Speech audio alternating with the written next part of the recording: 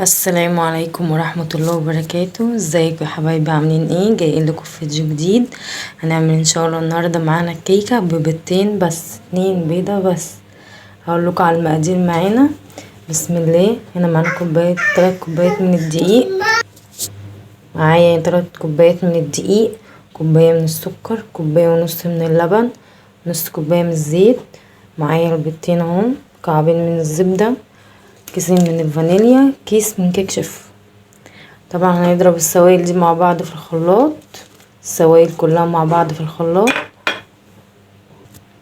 هنا دي هنخله واحط عليه كيك شيف واضربهم في الخلاط وارجع لكم تاني. هناخد بقى معاكم دقيق كده اهو، هنزل بالكوبايه التانية. بسم الله. هنزل بالكوبايه التالتة. ايوه، ندخله هنا، ندخله كده عشان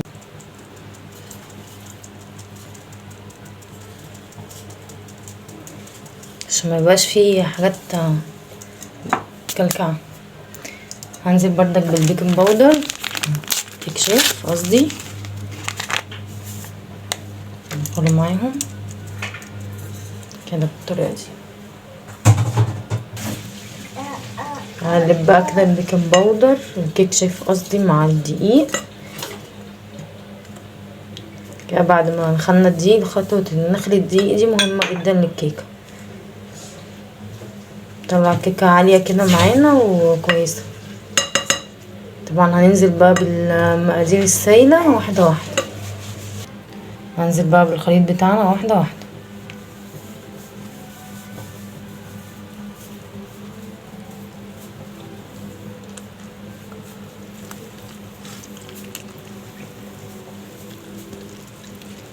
واحده واحده عشان ما تكلكعش معانا.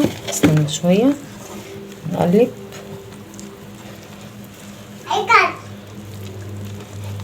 مالك قاعده بتساعدني في المطبخ، عماله ببهدل الدنيا بس. ننزل واحده واحده الخليط بتاعنا.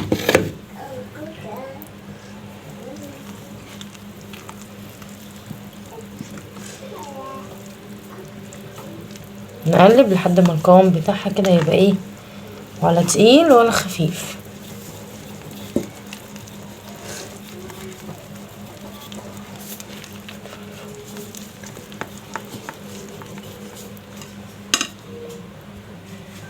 اهو كده. برضه ننزل ببقية الخليط بقى بتاعنا كله اهو.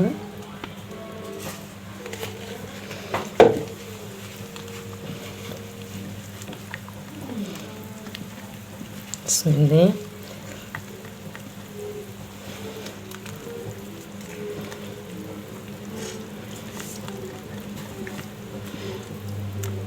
طبعا الزبدة بتاعتنا تبقى مطلعاها شوية من التلاجة عشان خاطر ايه كده لسه القوام اهو. نقلبه فيها شوية، خليكي بتقلبي في اتجاه واحد.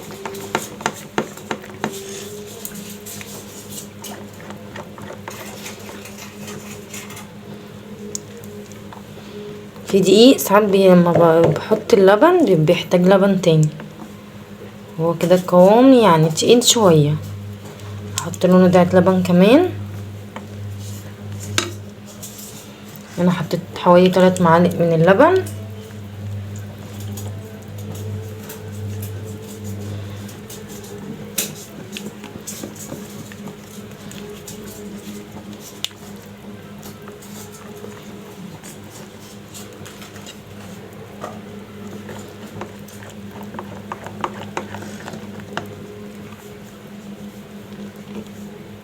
كده ما شاء الله. كده القوام بتاع الكيكه بتاعتنا مظبوط جدا، مش حاجه ايه ولا مكلكعه ولا اي حاجه كده، ولا خفيف ولا تقيل.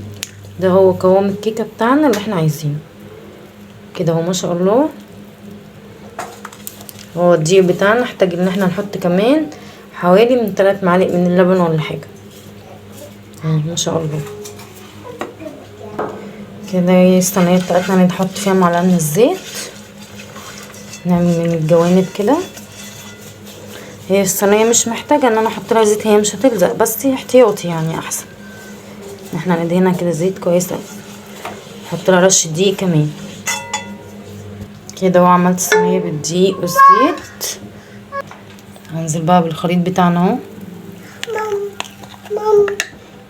مش هنا وحطينا الصينية الكيكة في الصينية. لازم بقى نديها الخبطة دي، لازم من الخبطة دي عشان لو فيها هوا يطلع منها اهي بالشكل كده. ونحطها في الفرن ونجيلكوا بعد ما تخلص وتستوي. طبعا مشغله الفرن بيسخن وانا بعمل المقادير. صينيه الكيكه معانا، نحط الكيكه في فرن يكون سخن ونسيبها حوالي نص ساعه. هقول لك بقى على حركه تخلي الكيكه ما تبقاش جنب عالي وجنب واطي. دايما بتقابلنا المشكله دي دايما في الكيكه.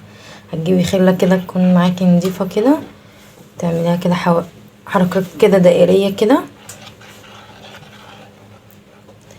اهي. تعمليها كده كده عمرها ما هتبقى جنب عالي وجنب واطي. ده سر من الاسرار. هنشوفها مع بعض لما تطلع من الفرن هتبقى عامله ازاي، وان شاء الله تطلع كويسه كده. وبعد ما الكيكه بتاعتنا ما شاء الله طلعت من الفرن شكلها تحفه، تستاهل بقكوا الصراحه. جربيها وهتدعيلي. ما شاء الله اهي استوت معانا 100 يعني. نقطعها بقى مع بعض. وهنا بعد ما شاء الله قطعتها اهي ما شاء الله اسفنجيه تستاهل بقكم اهي ما شاء الله جميله جدا. عملت مكون شاي بلبن جنبها. يلا لو عجبكم الفيديو ما تنسوش اللايك والاشتراك الجميل بتاعكم.